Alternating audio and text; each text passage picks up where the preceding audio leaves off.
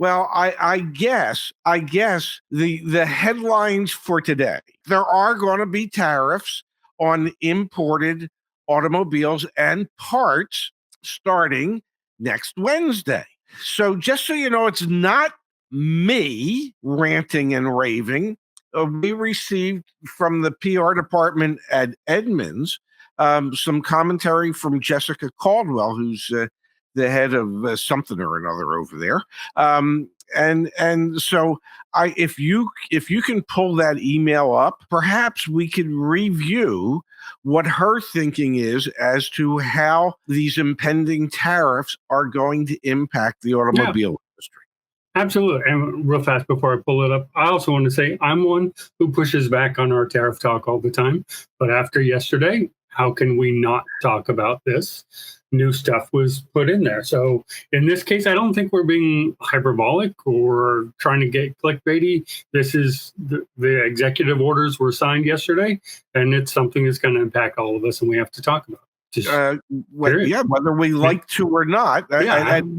At some point, we have to confront what appears to be impending reality. Yes, agreed. Yeah. So here is the email here from Jessica. I think you can see me as I'll be reading from it. This is commentary from Jessica Caldwell, Edmunds' Head of Insights. President Trump's announcement today that auto tariffs are going into effect is expected to have near-term implications for both consumers and the broader auto industry. Her thoughts are, Jessica Caldwell's thoughts are, vehicle prices are expected to rise.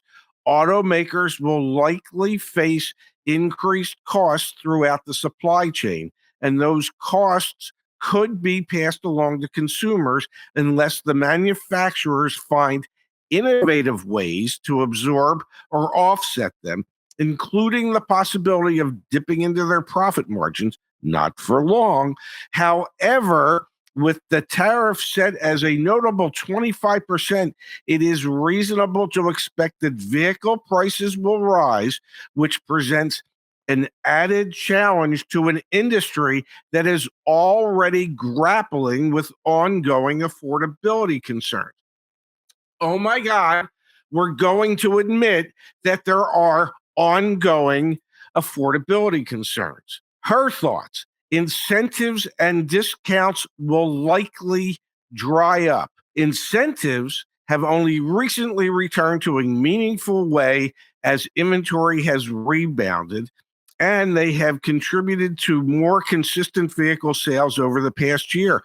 With added cost pressures, automakers may pull back on incentives, which could make it more difficult for some consumers to find affordable options. Let me help her with this. It's not that it could make it more difficult. It absolutely, positively will make it more difficult for consumers to find affordable options. Edmunds vehicle pricing data from February 2025 reveals the average transaction price for a new vehicle was $47,373, and the average MSRP was $49,350, making the average discount $1,977. And from what I can remember, 1977 wasn't that bad of a year. The average transaction price for used cars was $25,005.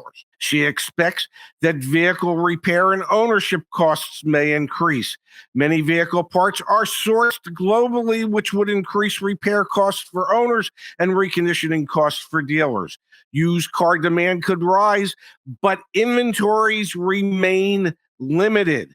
As new car prices rise, more shoppers will look at the used car market for relief, but there's limited availability, especially for near new models, due to the sharp drop-off in lease volume during the pandemic, something I've talked about for the past 3 years now. There may be long-term benefits, but many consumers are focused on the near term.